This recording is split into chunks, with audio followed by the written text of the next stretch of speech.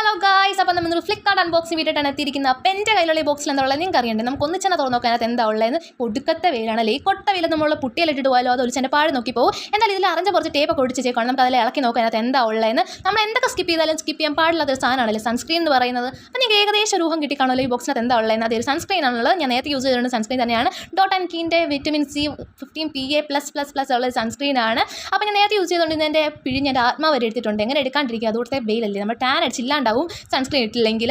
അപ്പോൾ നമ്മൾ ഈ സീലൊക്കെ ഇളക്കുന്ന സമയം കൊണ്ട് നിങ്ങൾ എൻ്റെ ചാനൽ സബ്സ്ക്രൈബ് ചെയ്ത് നിൽക്കുകയാണെങ്കിൽ സബ്സ്ക്രൈബ് ചെയ്യൂ ഗൈസ്, ലൈക്ക് ചെയ്യൂ.